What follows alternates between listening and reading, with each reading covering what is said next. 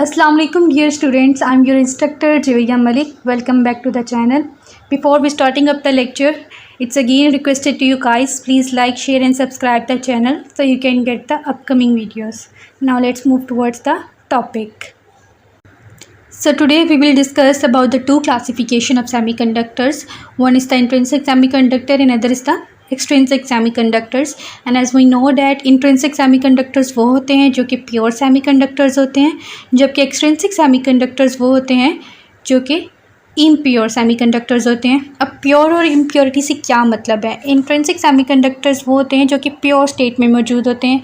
अगर एक एटम जो है वो प्योर स्टेट में मौजूद है, वो प्योर सेमीकंडक्टर है, तो हम उसमें कोई भी अदर एटम ऐड नहीं करेंगे तो वो एज इट इज़ प्योर ही रहेगा। जबकि एक्सट्रिंसिक सेमीकंडक्टर में हम एक प्योर सेमीकंडक्टर एटम में कोई अदर एटम ऐड करते हैं एज एन इम्प्योरिटी, तो वो एक इंट्रिंसिक सेमीकंडक्टर से एक्सट्रिंसिक में कन्वर्ट हो जाता है। मींस डैट कि वो एक प्योर सेमीकंडक्टर से इम्प्योर सेमीकंडक्टर्स में चेंज हो जाता है। इस तरह की adding of impurity to a pure semiconductor atom is called a doping process. अब एक्सट्रिंसिक सेमीकंडक्टर्स को दो कैटेगरीज में डिवाइड किया जाता है, P type semiconductor and N type semiconductor. और पी टाइप और एन टाइप सेमीकंडक्टर्स को डिस्कस करने से पहले, इनको समझने से पहले we have to know about the pure semiconductors. किस प्योर सेमीकंडक्टर्स जो हैं वो किस तरह से बनते हैं और उनमें कैसे हम कोई इम्प्योरिटी ऐड नहीं करते। हम ये सब कुछ एक लेटस के थ्रू, एक स्ट्रक्चर के थ्रू, एक क्रिस्टल के थ्रू हम ये देखेंगे कि कैसे प्योर सेमीकंडक्टर्स प्योर ही रहते हैं, उनमें कोई भी इम्प्योरिटी ऐड नहीं की जाती और उसमें कंडक्टिविटी का क्या इफ़ेक्ट होता है।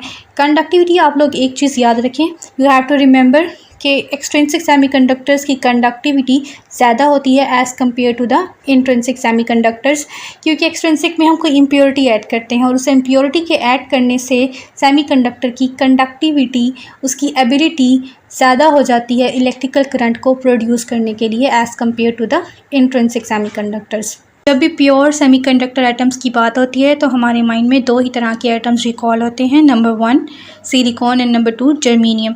ये दोनों ही प्योर सेमीकंडक्टर्स एटम्स हैं और टेट्रावैलेंट एटम्स हैं जिनके आउटर मोस्ट शेल में 4 इलेक्ट्रॉन्स होते हैं। Now let me explain you with the latest of silicon atom. यहाँ पे एक सिलिकॉन एटम है जो कि टेट्रावैलेंट एटम है और उसके आउटर मोस्ट शेल में 4 इलेक्ट्रॉन्स हैं। क्योंकि हम इंट्रिंसिक सेमीकंडक्टर्स की बात कर रहे हैं, यानी कि हम प्योर सेमीकंडक्टर एटम्स की बात कर रहे हैं, तो यहाँ पर हम कोई भी इम्प्योरिटी एटम ऐड नहीं करेंगे, यानी कि प्योर सेमीकंडक्टर प्योर ही रहेगा। इट्स मीन कि एक सिलिकॉन एटम जिसके आउटर मोस्ट शेल में 4 इलेक्ट्रॉन्स हैं, वो अपने ही जैसे सिलिकॉन एटम्स के साथ मिलकर कोवलेंट बॉन्ड बनाएगा और कोवलेंट बॉन्ड बनाते बनाते वो एक पूरा लेटेस क्रिएट कर देगा। हमने एक सिलिकॉन एटम लिया, ये सिलिकॉन एटम जिसके आउटर मोस्ट शेल में 4 इलेक्ट्रॉन्स हैं, number 1, number 2, number 3 and number 4। ये 4 इलेक्ट्रॉन्स इस सिलिकॉन एटम के आउटर मोस्ट शेल में हैं। अब ये सिलिकॉन एटम अपने ही जैसे 4 सिलिकॉन एटम्स के साथ मिलकर कोवलेंट बॉन्ड बनाएगा। फॉर एग्जांपल, ये इलेक्ट्रॉन जो कि इस सिलिकॉन का था, ये अब इस सिलिकॉन के आउटर मोस्ट शेल में मौजूद किसी एक इलेक्ट्रॉन के साथ मिलकर कोवलेंट बॉन्ड बनाएगा। सेम एज इट इज़, ये एक इलेक्ट्रॉन जो कि इस सिलिकॉन का था, वो अब दूसरे सिलिकॉन एटम के आउटर मोस्ट शेल में मौजूद किसी एक इलेक्ट्रॉन के साथ मिलकर कोवलेंट बॉन्ड बनाएगा।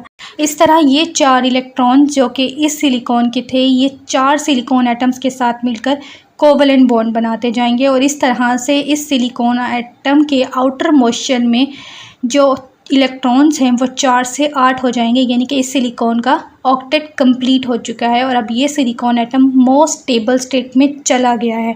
इसी तरह से ये सिलिकॉन एटम जो है वो अगले सिलिकॉन एटम्स के साथ मिलकर कोवलेंट बॉन्ड बनाएगा और ये सिलिकॉन अगले सिलिकॉन एटम्स के साथ मिलकर कोवलेंट बॉन्ड बनाएगा। और अगर हम इस सिलिकॉन के लेटस को थर्मली एजिटेट करें, यानी कि कोई हीट प्रोवाइड करें या कोई एनर्जी प्रोवाइड करें, तो इस सिलिकॉन एटम में मौजूद ये इलेक्ट्रॉन जो कि अपने वैलेंस बैंड में मौजूद है, अपने वैलेंस शेल में मौजूद है, आउटर मोस्ट शेल में मौजूद है, ये थर्मली एजिटेट होकर अपनी जगह से मूव कर जाएगा और अपने वैलेंस बैंड से कंडक्शन बैंड में शिफ्ट कर जाएगा। यानी कि ये इलेक्ट्रॉन यहाँ पर मौजूद था और अब यहाँ से ये शिफ्ट कर कर यहाँ पर आ गया, यानी कि अपने वैलेंस बैंड से कंडक्शन बैंड में शिफ्ट कर गया है, क्योंकि उसे कोई एनर्जी मिली है, कोई इतनी एनर्जी मिली है जो कि उसे शिफ्ट कर देगी अपने वैलेंस शेल से कंडक्शन बैंड की तरफ।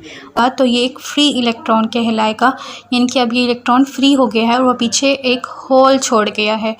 और इन होल्स को और इलेक्ट्रॉन्स को हम चार्ज कैरियर्स भी कहते हैं, क्योंकि ये इलेक्ट्रॉन्स, ये फ्री इलेक्ट्रॉन्स और ये होल्स अपना अपना रोल प्ले करते हैं कंडक्टिविटी को प्रोड्यूस करने के लिए, चार्ज को प्रोड्यूस करने के लिए। और अगर हम एक्सट्रिंसिक सेमीकंडक्टर्स की बात करें तो एक्सट्रिंसिक सेमीकंडक्टर्स वो होते हैं जिनमें हम कोई ना कोई इम्प्योरिटी ऐड करते हैं किसी प्योर सेमीकंडक्टर एटम में। लेकिन इम्प्योरिटी को ऐड करने के भी दो तरीके हैं। Number 1 trivalent impurity and number 2 pentavalent impurity. Trivalent impurity वो होती है जिसमें हम किसी प्योर सेमीकंडक्टर एटम में एक ट्राइवेलेंट एटम ऐड करते हैं, यानी कि ट्राइवेलेंट एटम वो होते हैं जिनके आउटर मोस्ट शेल में 3 इलेक्ट्रॉन्स होते हैं। हमने एक प्योर सेमीकंडक्टर एटम लेना है और उसमें हमने एक ट्राइवेलेंट इम्प्योरिटी ऐड करनी है। और ट्राइवेलेंट इम्प्योरिटी ऐड करने से जो सेमीकंडक्टर बनता है हम उसे कहते हैं एन टाइप सेमीकंडक्टर। और same as it is pentavalent impurity की केस में है। जस्ट डिफरेंस ये है कि पेंटावेलेंट एटम वो होते हैं जिनके आउटर मोस्ट शेल में 5 इलेक्ट्रॉन्स होते हैं, यानी कि अगर हम एक प्योर सेमीकंडक्टर एटम लें और उसमें एक ऐसा पेंटावेलेंट एटम ऐड करें जिसके आउटर मोस्ट शेल में 5 इलेक्ट्रॉन्स हैं, तो हम उसे कहते हैं कि हमने एक पेंटावेलेंट इम्प्योरिटी ऐड कर दी है। और पेंटावेलेंट इम्प्योरिटी ऐड करने से जो सेमीकंडक्टर्स बनते हैं हम उन्हें कहते हैं P type semiconductors. Here you can see the latest of silicon and boron. अब सिलिकॉन जो है वो एक टेट्रावेलेंट एटम है, जबकि बोरॉन जो है वो एक ट्राइवेलेंट एटम है। मैंने आपको बताया था कि इम्प्योरिटी को ऐड करने का क्या तरीका है कि हमने एक प्योर सेमीकंडक्टर एटम लेना है, यानी कि हमने सिलिकॉन लेना है और उसमें हमने एक इम्प्योरिटी एटम ऐड करना है जो कि ट्राइवेलेंट होना चाहिए, यानी कि बोरॉन। यानी कि बोरॉन यहाँ पर एक इम्प्योरिटी के तौर पर एक्ट कर रहा है। अब ये बोरॉन एटम जो है ये इसके आउटर मोस्ट शेल में 3 इलेक्ट्रॉन्स हैं और ये सिलिकॉन एटम्स के साथ मिलकर कोवलेंट बॉन्ड बनाएगा। बोरॉन का एक इलेक्ट्रॉन जो कि उसके आउटर मोस्ट शेल में है वो सिलिकॉन के आउटर मोस्ट शेल में मौजूद एक इलेक्ट्रॉन के साथ कोवलेंट बॉन्ड बना रहा है।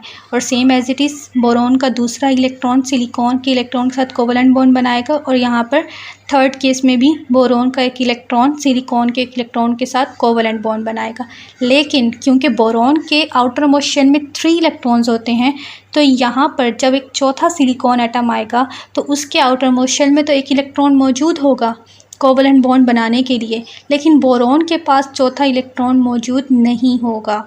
और इस इलेक्ट्रॉन के ना होने की वजह से यहाँ पर एक नेचुरली होल क्रिएट हो जाएगा उसकी इलेक्ट्रॉन की स्पेस में, यानी कि 3 इलेक्ट्रॉन्स थे बोरॉन के पास और वो 3 कोवलेंट बॉन्ड बना चुके हैं, लेकिन चौथे इलेक्ट्रॉन के ना होने की वजह से यहाँ एक नेचुरली होल क्रिएट हो जाएगा। यानी कि यहाँ पर एक होल क्रिएट करने के लिए हमें इस पूरे लेटस को थर्मली एजिटेट नहीं करना पड़ा। यहाँ पर एक नेचुरल होल ऑलरेडी मौजूद था, हमें इसे कोई भी एनर्जी प्रोवाइड नहीं करनी पड़ी कि इलेक्ट्रॉन यहाँ से वैलेंस बैंड से कंडक्शन बैंड में शिफ्ट करे और पीछे एक होल रह जाए। यहाँ पर एक नेचुरल होल ऑलरेडी मौजूद था। इस तरह की इम्प्योरिटी को ऐड करने को हम ट्राइवेलेंट इम्प्योरिटी कहते हैं।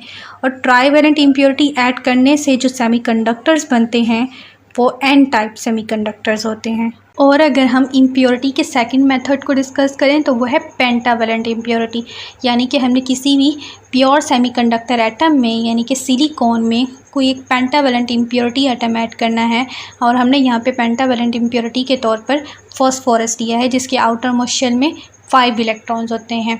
अब हमने क्या किया है कि सिलिकॉन के आउटर मोस्ट शेल में 4 इलेक्ट्रॉन्स होते हैं और फॉस्फोरस के आउटर मोस्ट शेल में 5 इलेक्ट्रॉन्स होते हैं।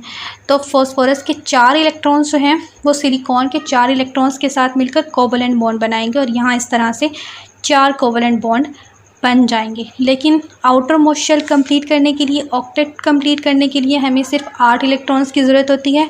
तो यहाँ तो 8 इलेक्ट्रॉन्स ऑलरेडी मौजूद हैं, यहाँ कोवलेंट बॉन्ड बन चुका है। अब जो फॉस्फोरस का 5वां इलेक्ट्रॉन था वो एक्सेस अमाउंट में है, यानी कि वो ज़्यादा है, तो वो इसके वैलेंस शेल में यानी कि वैलेंस बैंड में नहीं रह सकता, तो वो कंडक्शन बैंड की तरफ शिफ्ट कर जाएगा। और जब वो कंडक्शन बैंड की तरफ शिफ्ट करेगा तो आपको पता है वो एक फ्री इलेक्ट्रॉन कहलाएगा। तो यानी कि पेंटावेलेंट इम्प्योरिटी ऐड करने से हमारे पास जो फ्री इलेक्ट्रॉन है वो एक्सेस अमाउंट में मौजूद होते हैं। यानी कि हमें पेंटावेलेंट इम्प्योरिटी जब हम ऐड करेंगे तो हमें इस पूरे लेटस को थर्मली एजिटेट नहीं करना पड़ा। यहाँ पर फ्री इलेक्ट्रॉन नेचुरली मौजूद था। और जब भी हम कोई पेंटावेलेंट इम्प्योरिटी किसी प्योर सेमीकंडक्टर एटम में ऐड करते हैं तो उस तरह के सेमीकंडक्टर्स को हम पी टाइप सेमीकंडक्टर्स कहते हैं। तो स्टूडेंट्स, ये था एक ब्रीफ डिस्कशन कि किस तरह से इम्प्योरिटी एटम्स को ऐड करने से हम सेमीकंडक्टर एटम्स की कंडक्टिविटी को चेंज कर सकते हैं। लेकिन याद रखिएगा कि ये इम्प्योरिटी जो है वो बहुत ही स्मॉल अमाउंट में ऐड की जाती है, लेकिन यही स्मॉल अमाउंट ऑफ इम्प्योरिटी जो है वो कंडक्टिविटी को काफ़ी हद तक चेंज कर देती है। तो स्टूडेंट्स, ये था हमारा आज का लेक्चर। अपने नेक्स्ट लेक्चर में हम डिस्कस करेंगे कि किस तरह से पी टाइप और एड टाइप सेमीकंडक्टर्स को कंबाइन करने से हम एक पीएन जंक्शन डायोड बना सकते हैं। Hope you like the video and please subscribe the channel, and if there is any complications regarding to the lecture you can ask me in the comment section. मिलते हैं next lecture में, तब तक के लिए अल्लाह हाफिज़।